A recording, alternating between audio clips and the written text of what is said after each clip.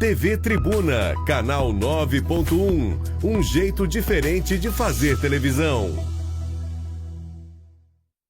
Vem comigo. Oferecimento Isal Gestão de Pessoas, o maior banco de currículos do estado para a sua empresa.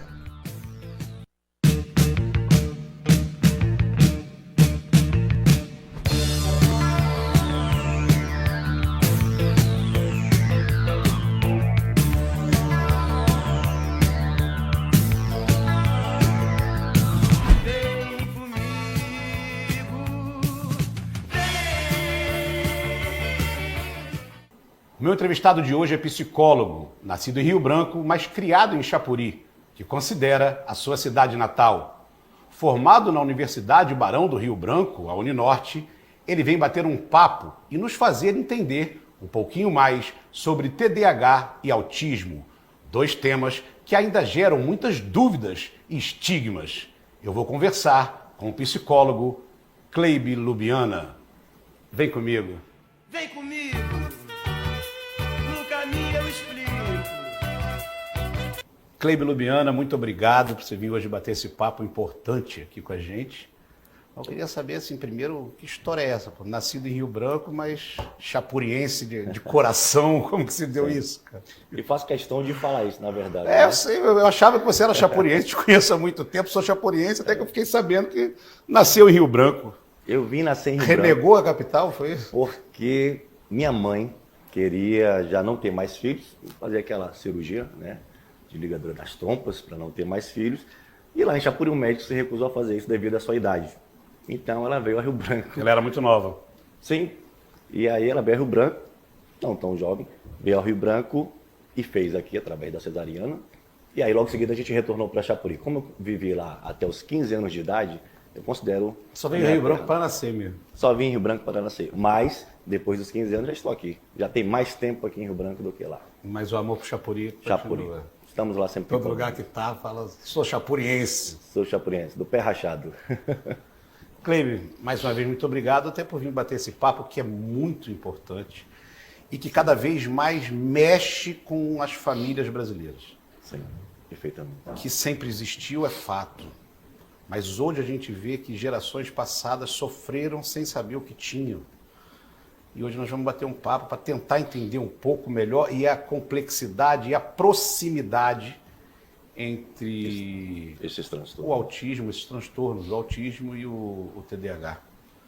Em especial o autismo, me parece que, posso estar falando uma grandíssima bobagem já no começo, mas com o autismo, me parece que ele era autismo há um tempo atrás. E aí depois ele veio, eu não sei se seria a palavra níveis, mas que hoje existem diversos níveis de autismo, e cada um com a sua complexidade. É isso mesmo? Muito bem observado. Houve, de fato, uma mudança significativa na terminologia do autismo. E isso teve um ganho significativo, né?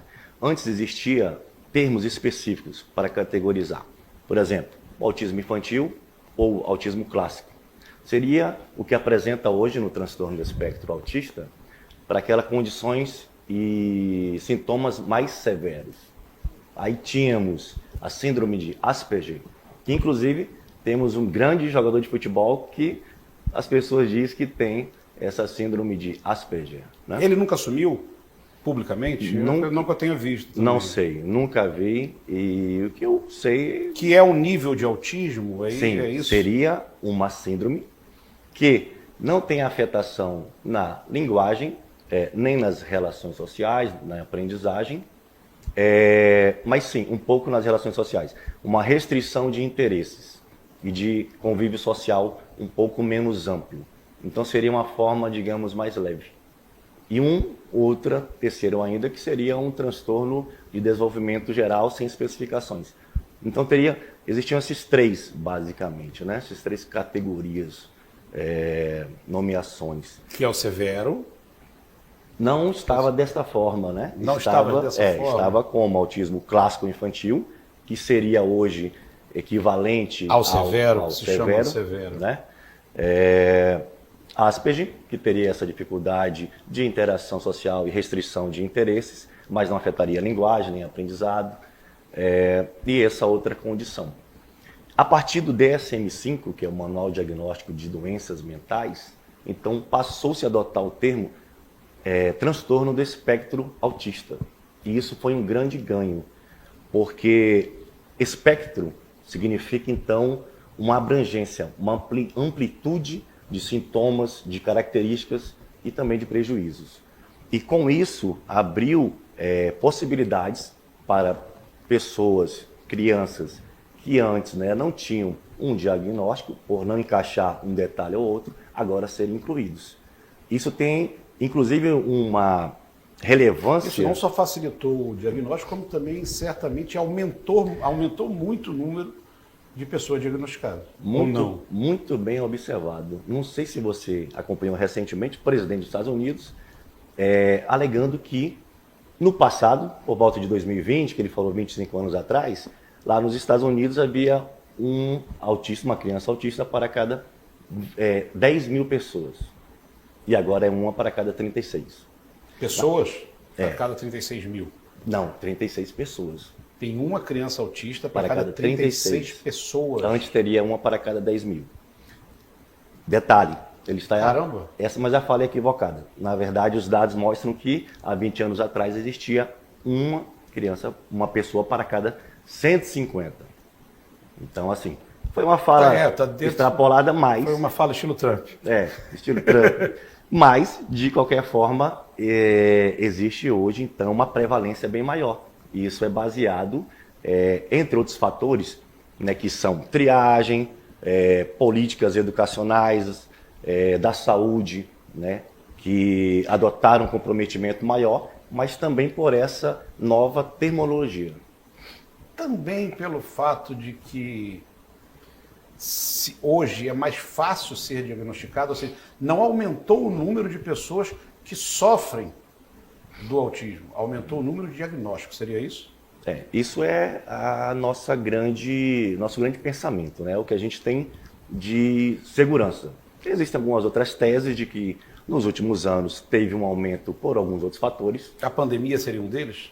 Existem argumentos, nada comprovado, nada verificado. Está muito cedo ainda também para ter um estudo. Teorias da conspiração, que envolve falas, inclusive, sobre as vacinas, Mas o certo é que houve um aumento baseado em uma amplitude maior do entendimento desse espectro e também por políticas na área de saúde educacional, como eu mencionei, uma maior divulgação, uma maior preocupação das famílias, um maior entendimento das famílias em que, pelo menos, precisam buscar ajuda. O preconceito vai diminuindo, ajuda também, Perfeitamente. Isso aí é algo bem claro, bem evidente, que hoje esse preconceito está diluído, se não está acabado, mas está sim diluído, ainda mitigado, não, mas está a caminho bem...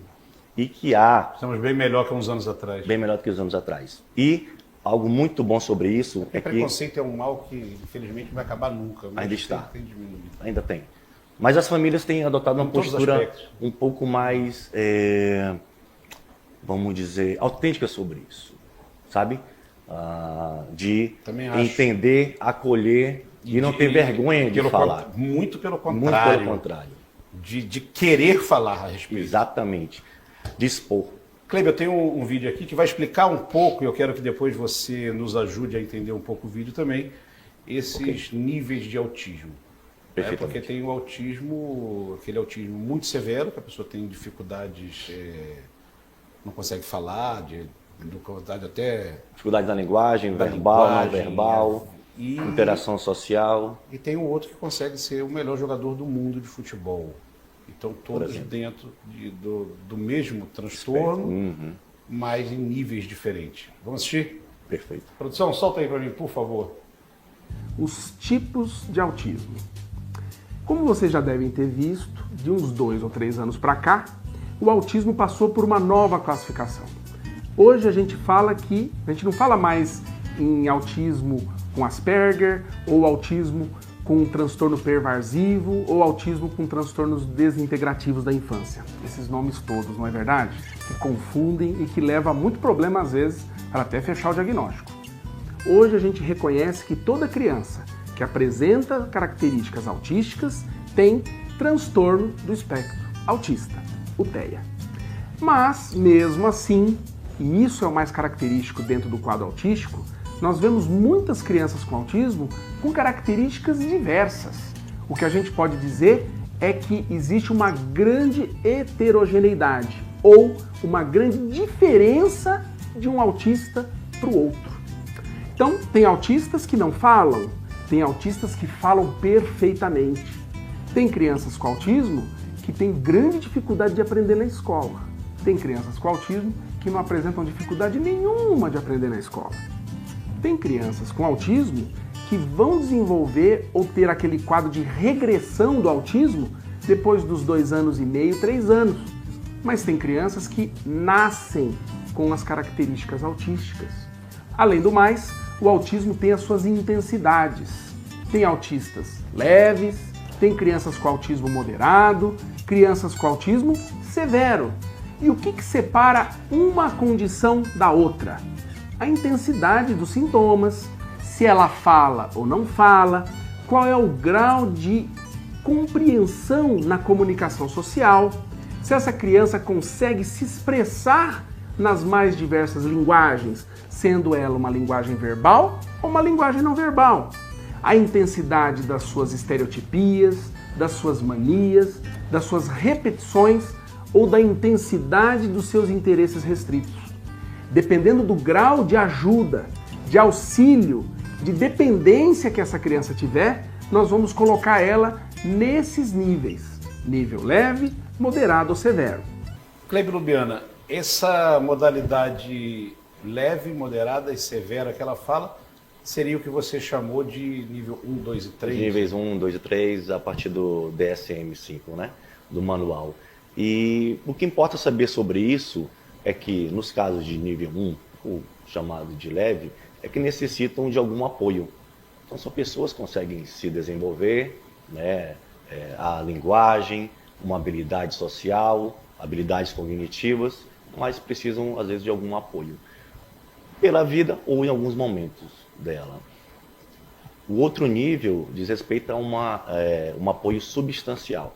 Então envolve um pouco mais de constância nos apoios, nesse acompanhamento. Dentro da comunicação, dentro das relações interpessoais, às vezes junto ao trabalho também. E o terceiro nível, que é muito apoio, um apoio substancial, né? Um apoio muito substancial, que seria uma situação de um pouco mais de dependência. Que é o nível severo. Que seria severo. Mais ou menos qual é a idade que se consegue perceber isso dentro de uma criança, dentro de casa? Ele falou ali em questão de 2 anos e meio, entre 2, 4, 5 anos, seria isso? Muito bem. Existe então um consenso de que existem algumas características que podem ser percebidas já no primeiro ano ou quase pelo primeiro ano de vida de uma criança. Porém, a partir do 1 ano e 6 meses, 18 meses, aos 3 anos, é quando começa a se evidenciar mais. Por quê? Porque é exatamente nesse momento em que se espera algumas reações e interações sociais. Então aí percebe-se, por exemplo, alguma deficiência, alguma dificuldade na linguagem, como não responder ao seu nome. Não andar. Aí, comportamento, não andar, não conseguir formular uma frase pequena, quero água, né? Ter comportamentos restritos e interesses restritos, então não socializar, não brincar com outras crianças, ter preferência por alguns brinquedos e permanecer com eles por muito tempo e sempre os mesmos, como dinossauros. Então, nesse momento de 1 ano e 6 meses aos 3 anos, costuma ficar mais aparente. O pai e a mãe perceberem. Perceber mais. Eu estou com o tempo estourado, mas assim, em percebendo, o que fazer imediatamente? Em percebendo. Conversou com o marido, conversou com a esposa, olhou, falou assim, rapaz, eu acho que aqui está um negócio, o que fazer? Em percebendo, sendo os pais responsáveis ou os cuidadores, que muitas vezes são as pessoas que cuidam na creche, né? Ou às vezes na escola. Que também podem perceber na creche, o que o pai talvez não tenha normalmente percebido em casa, percebe porque lá se estabelecem essas relações sociais. Perfeito. O que fazer? Busca de acompanhamento e diagnóstico. Com quem? Então, acompanhamento a partir de sintoma, qualquer sintoma que seja de um comportamento não assertivo, atípico. Não, esse acompanhamento com quem? Com um psicólogo, com um psiquiatra? sim. Com um psiquiatra? O acompanhamento, Junto. O que o pai faz? O pai já fica preocupado, assim, quem eu vou procurar primeiro? ok, quem vou procurar primeiro? Pode ser um psicólogo que tenha lá sua capacitação para atendimento, né, dessa situação, desse transtorno. A neuropsicóloga, que na verdade ela é mais procurada, digamos que existe uma certa excelência pelo tipo de profissão, de formação que ela recebeu, mas também tem um outro caminho, ou um caminho conjunto, que é um caminho que leva inclusive a ter um laudo posterior, para inclusive questões jurídicas, né, legais e de direitos. Então, posso dar um exemplo concreto de uma colega psicóloga que passou por uma situação dessa. Se tiver tempo nesse bloco, senão no outro... Vamos prosseguir. O diretor tá para ficar doido aqui, mas porque... vamos contar essa história. Quando tu me fez essa pergunta, eu disse... Brevemente eu falei, vai demorar um pouquinho. Então, eu tenho uma O colega... Marcelo tá para ficar doido aqui, mas ele espera 2 minutinhos mais. Ela é psicóloga e ela atende pessoas com TEA e alguns outros transtornos, crianças, né? E ela conseguiu perceber sobre o seu filho. Mas ela me disse que o mais comum é que cuidadores ou pessoas da escola, educadores, percebam. E aí informam aos pais, né, e orientam para que busquem atendimento e acompanhamento. Normalmente vão para um clínico geral, uma unidade de saúde, para pegar um encaminhamento para uma neuropediatra. No caso dela, ela encaminhou primeiramente para a neuropsicóloga. Quando ela conseguiu atendimento com a neuropediatra, ela já tinha um laudo da neuropsicóloga, entregou à neuropediatra e aí conseguiu um diagnóstico definitivo, bem encorpado, digamos Mais assim. detalhado. E aí é uma coisa importante, que quanto mais profissionais da área, né, com suas Trabalharem capacidades, juntos, trabalharem juntos, melhor você vai ter. Porque não é apenas sobre um diagnóstico, é sobre o que fazer a partir de agora. Quais acompanhamentos vão ser precisos. Muitos e muitos anos. Exatamente. E me parece que o TDAH consegue ser ainda um pouco mais complexo. Mas eu quero conversar contigo sobre isso no segundo turno. Perfeitamente. Eu vou para o intervalo, é rapidão. Não sai daí não. Vem comigo,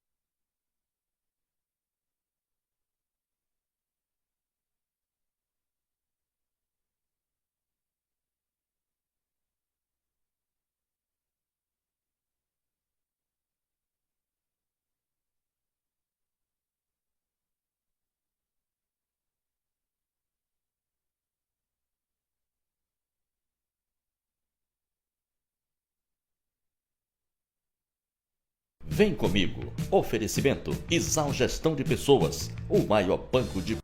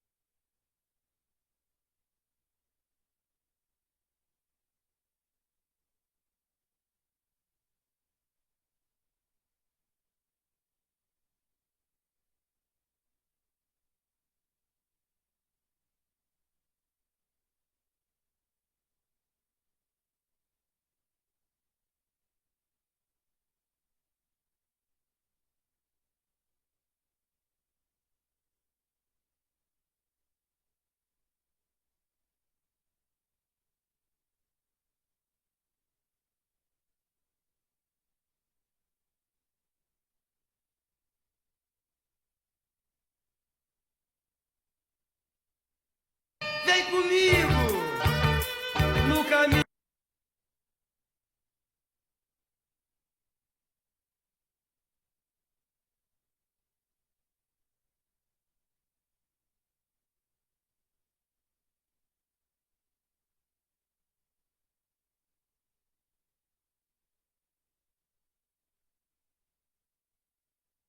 Vem comigo no caminho eu explico.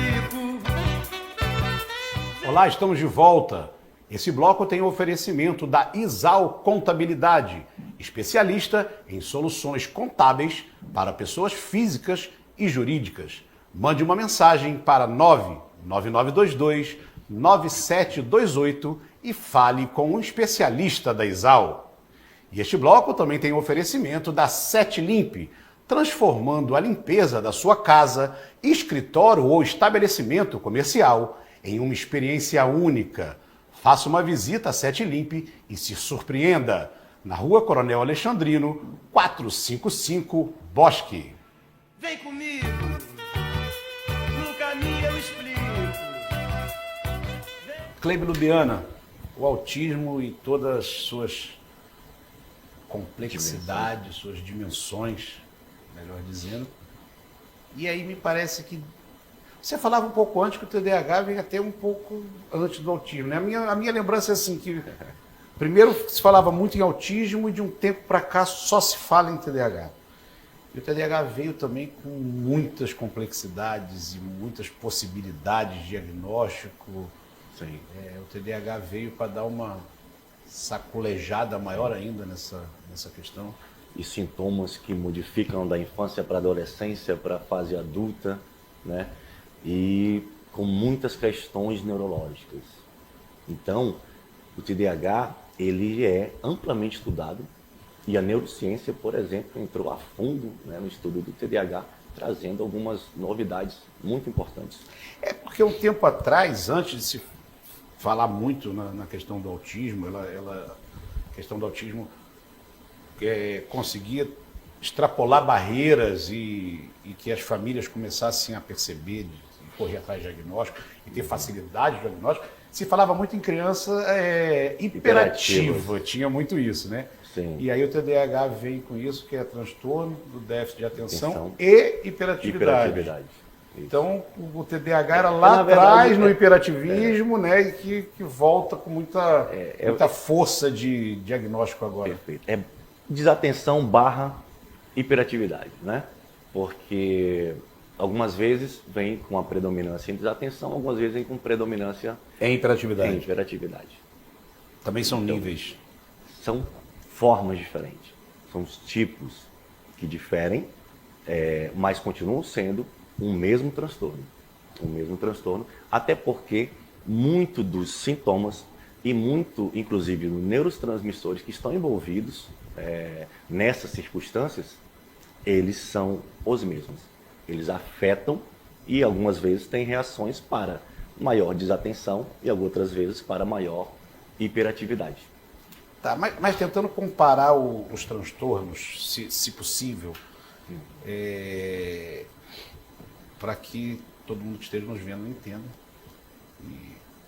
E eu também tenho essa questão com o TDAH e o autismo, que muitas vezes, para quem não é especialista, ele meio que se mistura. Fica difícil você perceber, sem buscar ajuda, o que é se é TDAH ou autismo. Ok.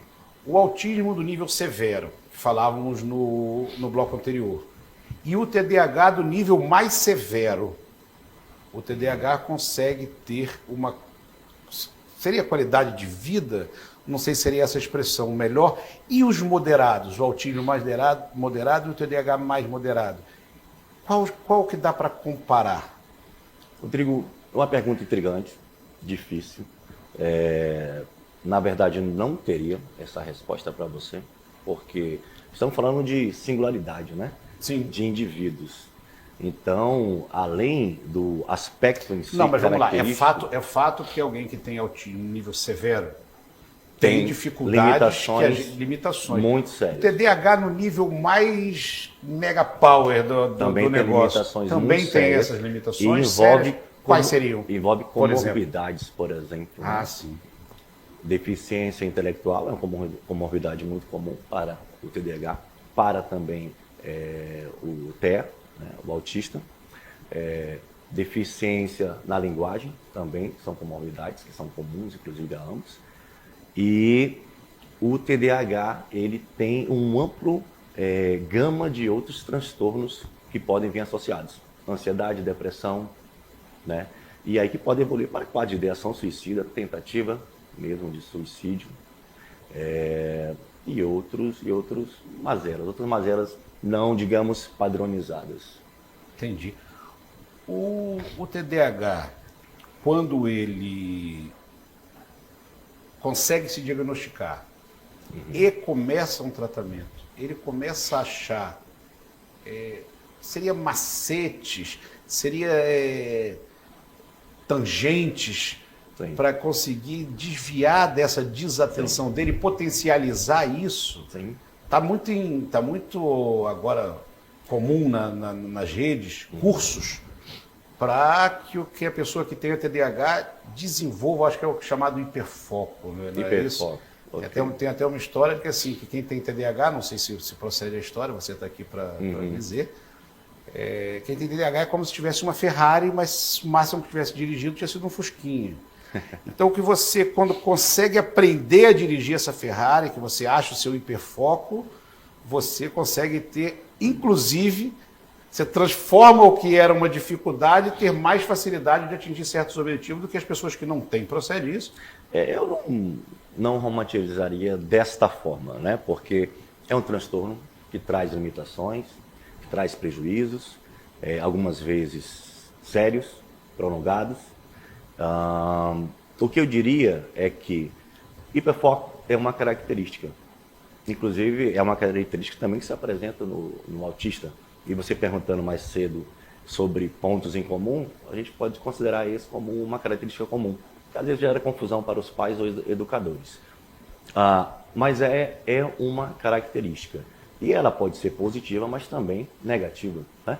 Se for um hiperfoco em apenas uma habilidade que seja, à mercê de relações interpessoais, né? À mercê de outras vivências da vida, mesmo que essa pessoa se desenvolva muito bem nisso, ela certamente vai ter prejuízos. Então, não colocaria dessa forma de você tem uma Ferrari e você não está sabendo utilizar. Isso seria mais a questão da comercial. Comercial. Isso parece muito coach, né? Mas você acha isso? Mas você acha esses cursos importantes? Eu acho que a terapia é importante, o acompanhamento. E no caso TDAH, a psicoterapia. E aí podemos até dizer que a utilização de mecanismos da cognitiva e comportamental. Então, assim, são duas áreas de conhecimento que têm suas técnicas. O comportamentalismo, que vem com o treinamento de habilidades a partir de reforços, né? Habilidades sociais, e também a partir de treinamento cognitivo, para ter uma nova perspectiva sobre si, por exemplo, porque é muito comum em alguém que tem TH na fase adulta, ela ter uma visão sobre si muito negativa. Por quê? Porque durante a infância e adolescência, em diversos momentos, ela perdeu o ânimo por algo. Em decorrência do ela TDAH, não conseguiu. ela foi deixando oportunidades para trás. Exato. Isso bate um arrependimento lá na frente, Exato. quando você olha no retrovisor, não é isso? Exatamente. Pode bater ansiedade, depressão. Eu sou TDAH na veia, pô. Se reconhece? Ah, sim. Já bem mais velho, por uma ironia da vida, eu fui olhando.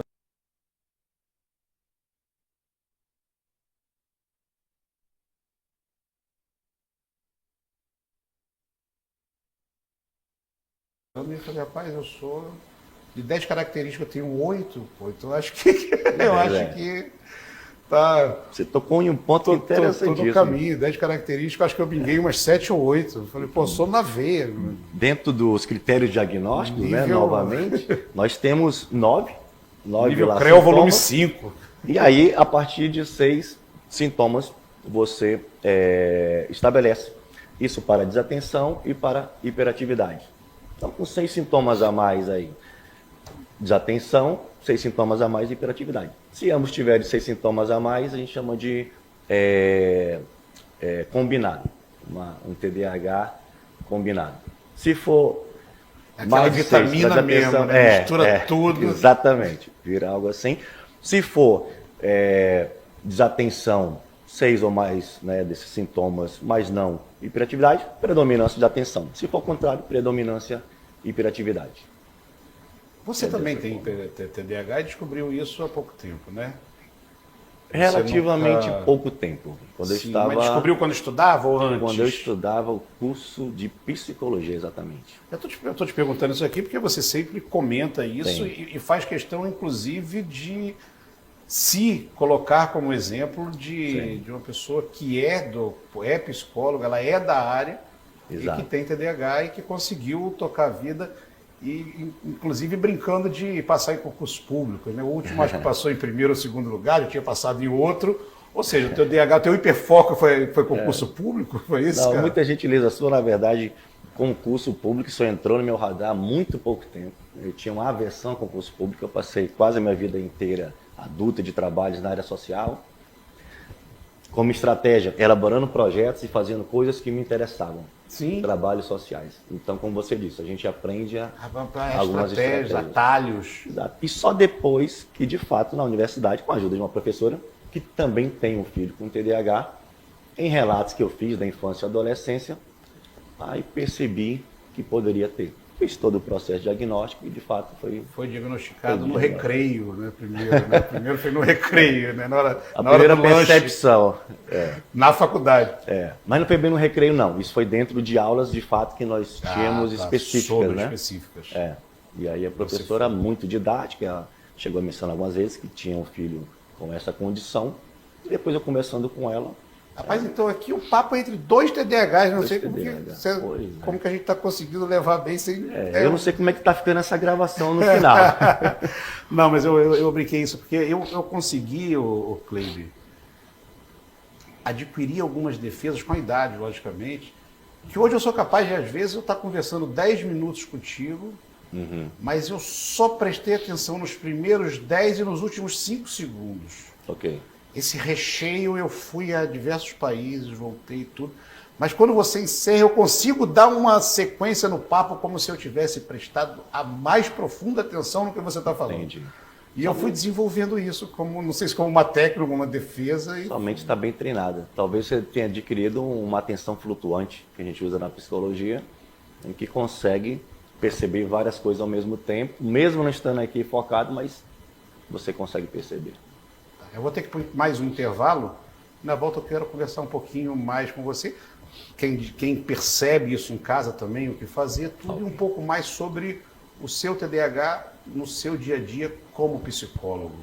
Se ajuda mais, se atrapalha mais, se é indiferente, tá bem? Perfeitamente. Eu vou para o intervalo, é rapidão. Fica aí. Vem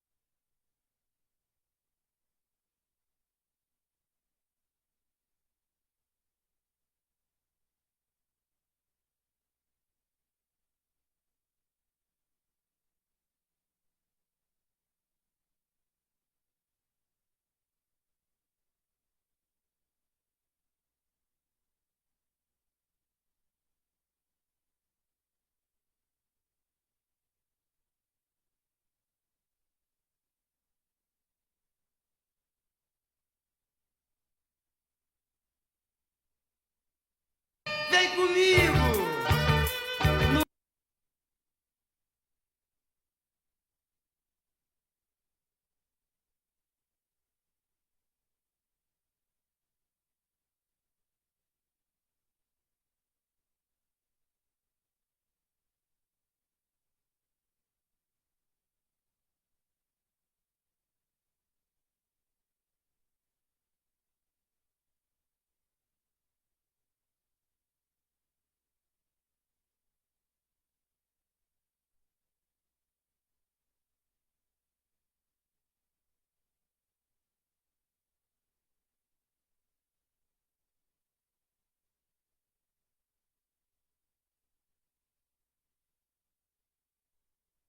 Vem comigo, no caminho eu explico. Olá, estamos de volta. Esse bloco tem o oferecimento da Polis Assessoria Política. As Polis é uma empresa especializada em gestão de campanhas eleitorais, marketing político e assessoria jurídica, eleitoral e legislativa. Você que já tem um mandato e quer se comunicar bem com a população,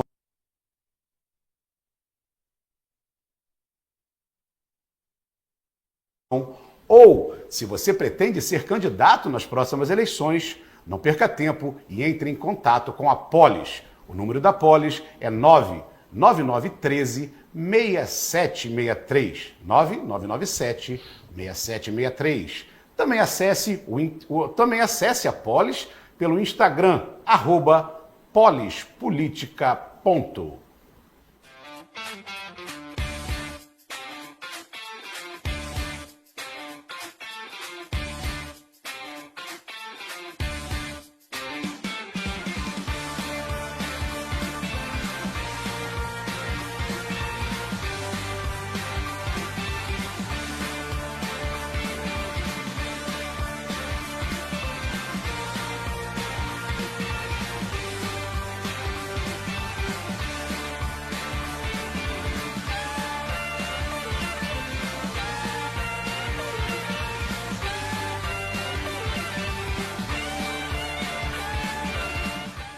Vem comigo, no caminho eu explico.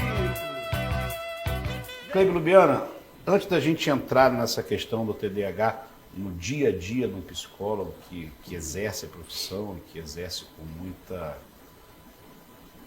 competência e com muita paixão, sou seu amigo, eu sei a paixão que você tem pela sua profissão, ficou faltando do outro bloco, que nós falamos da questão do autismo, lá no primeiro bloco. O pai em casa percebeu quais são os primeiros sintomas que o pai, a mãe, o próprio cuidador, como também você falou no primeiro bloco relacionado ao autismo, quando que se percebe, quais são as dicas que um menino ou uma menina dá, que fala assim, pô, aí que pode ter um TDAH, para que não venha descobrir lá com mais de 40 anos, como você e eu, por exemplo. Perfeitamente. Assim como no autismo, existe muito da percepção, da visão dos educadores quanto ao TDAH. Porque lá, nesse ambiente coletivo, se manifestam muitas vezes algumas características, né? Estar em sala de aula e não conseguir ficar sentado para resolver uma tarefinha, estar sempre se levantando, jogando papel, correndo, conversando, muitas vezes, isso pela hiperatividade, ou impulsividade de responder quando não é devido, né? Quando é perguntado para um outro colega, ou interromper conversa de outras Mas pessoas. quando ele acerta tudo assim mais rápido e ele fica agoniado porque está todo mundo demorando e ele já estava querendo outra coisa. Perfeito. Pode ser simplesmente uma... Ele começa a achar a aula monótona porque eu faço em 5 minutos, as pessoas demoram 15 e eu fico 10 minutos, é uma eternidade. Pode ser uma inquietude de ter resolvido aquilo e pode ser uma inquietude com traços de TDAH, porque, como já foi falado, de fato, existem áreas da inteligência que o TDAH costuma despertar. Criatividade e, algumas vezes, em algumas áreas específicas. Própria matemática, língua portuguesa, história. Então, pode ser que ocorra isso e, coincidentemente, seja um garoto que tem essas características de TDAH ou não. Pode ser simplesmente que ele está lá com inquietude porque respondeu, os colegas estão lá. Mas, ambiente escolar, vai ter que ser observado também no ambiente familiar e nos demais ambientes. Como é que está no ambiente familiar, na hora das refeições, nas saídas para eventos coletivos, né? Se consegue ficar sentado enquanto o ambiente, digamos, solicita isso, ou é adequado ficar sentado por algum tempo, né?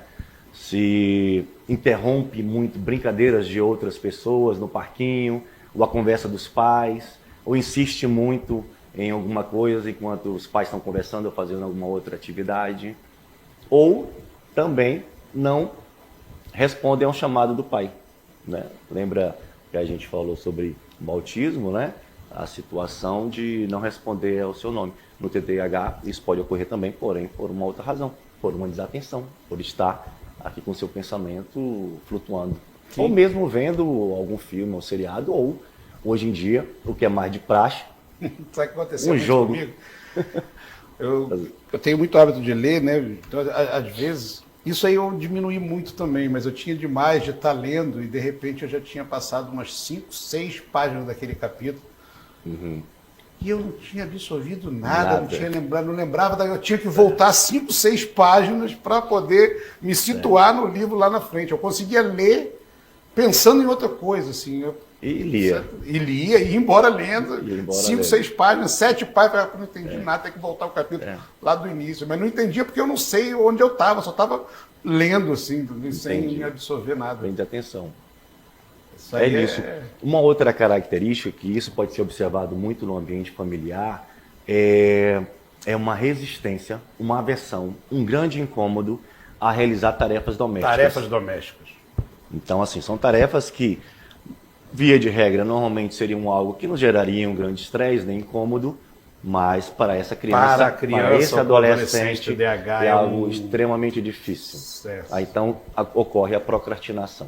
Isso também para trabalhos de aula, né, que precisam ser realizados em casa, em grupo. E aí uma procrastinação que não é em si, ela é baseada na condição de TDAH. Porque existe também a outra procrastinação, né, que é aquela procrastinação que a gente realiza devido ao não querer, que tem inclusive seus sintomas específicos, já está sendo enquadrado como transtorno também, mas tem esse viés diferenciado. Cleibe, no seu dia a dia como psicólogo, aonde que o TDAH, como estudante, como um leitor, você é o cara que come livros também, principalmente de filosofia contigo mesmo. Tenta, às vezes. Como que o TDAH ele meio que te atrapalhou, te ajudou, te ajuda na profissão, psicólogo atuante e lidando com isso quase que diariamente, talvez na clínica, no consultório. Perfeito. Onde o TDAH entra na sua vida, ajudando e atrapalhando? Posso até fazer para ti uma retrospectiva que melhora esse quadro, que é bem emblemático para quem está nos assistindo, né? Eu já zerei uma redação de vestibular, no primeiro vestibular que eu fiz para o curso de economia na UFAC, por um problema que é comorbidade com o TDAH, a dislexia e a variante disgrafia, que afeta a ortografia. Então você deixa as palavras borradas, esquece uma ou outra letra, então eu zerei o vestibular. Persisti e depois passei em economia. Não concluí a economia. Por que eu não concluí a economia? Fiquei lá muitos anos, mas em certo momento o curso ficou para mim extremamente enfadonho. E aí eu continuei por um bom tempo, mas quando estava já na monografia, não dei mais conta, não continuei. Então, isso aí são alguns prejuízos que já ocorreram. Entendo bem isso. Né? Como estratégia, fui para uma área de grande interesse, consegui me desenvolver bem lá, mas quando eu fiz o curso de psicologia, eu já fui um pouco preparado. Eu disse... Você já escolheu psicologia meio para isso? Para buscar alguma coisa em você mesmo? Não. Diferente de muitos colegas que eu via relatando que estavam lá para sanar alguma questão sobre si ou da família. E que nem é um bom caminho, né? É um caminho, vamos dizer assim. Lá dentro, às vezes, se descobre, às vezes desiste do curso. E eu sabia que 5 anos seria muito tempo. Com 2 anos e meio, estava cumprindo regularmente, daí começou a bater a sensação de insatisfação. E aí eu adotei algumas estratégias de ir para a aula com esse pensamento, sabendo que não ia ser muito agradável. Algumas vezes, de fato, não ficava um horário inteiro em uma aula. ficava a maior parte do tempo, né? E consegui fazer uns 5 anos regulares. Consegui concluir esse curso. Não foi nada fácil. E depois comecei a fazer meus estudos. Uma coisa que me ajudou, aliás, no próprio curso, como eu sabia que algumas disciplinas seriam enfadonhas, pela condição mesmo, né, já apresentada anteriormente, eu fazia muitos estudos particulares. Ia para a biblioteca, eu ficava em casa, estudava, via videoaulas. Então isso me dava um incremento de conhecimento. Então muitas vezes eu não precisava ficar tanto tempo assistindo a tudo que era aula, né? Como psicólogo, teve um professor, um grande professor, que certa vez, ele dando aula sobre, inclusive, TDAH, ele disse, quem tem TDAH para ser psicólogo, olhe, é difícil. Por você manter sua concentração, né, sua atenção com aquele cliente, paciente. Porém, aquela outra situação, chave de ouro. Se é algo do teu interesse, como você disse, se é algo que você gosta, te desafia, então você consegue. Quando te desafia, é impressionante. Quando te desafia, vira outra coisa. A sua atenção se volta para aquilo. Vai tirando força de onde não tem. Se volta para aquilo. Kleber, meu amigo, o papo rende, o papo é importantíssimo. Já vou deixar aqui o convite para que venha mais vezes, para falar não só sobre esses temas, porque a gente fale mais sobre esses temas, mas sobre diversos outros temas que eu acho que cada vez mais e mais pessoas estão precisando de terapia. Acho que todas as pessoas deveriam fazer terapia. Eu que agradeço, Rodrigo, a você, a sua equipe, a sua emissora. Eu não faço ainda, mas eu vou fazer. O quê? A terapia. Ah, sim. Eu faço uma coisa que o cara, que hipócrita, ele está falando isso e não faz. Não, eu ainda não faço, mas já absorvi isso como assim, acho que cada vez mais e mais cedo as pessoas deveriam fazer terapia. Deveriam fazer. Estou só esperando a... Exatamente. Serve para sanar alguma mazela mental, seja temporária, seja algo de longo tempo, e serve para o desenvolvimento humano.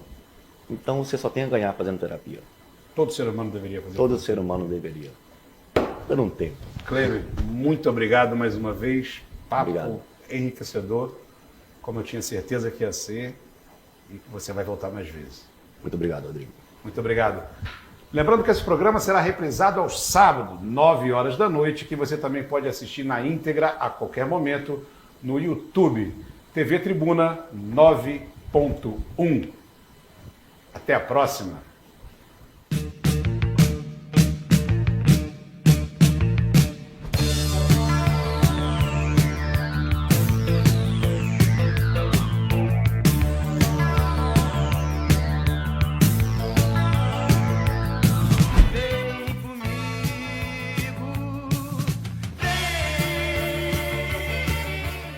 Vem comigo. Oferecimento Isal Gestão de Pessoas, o maior banco de currículos do estado para a sua empresa. TV Tribuna, canal 9.1, um jeito diferente de fazer televisão.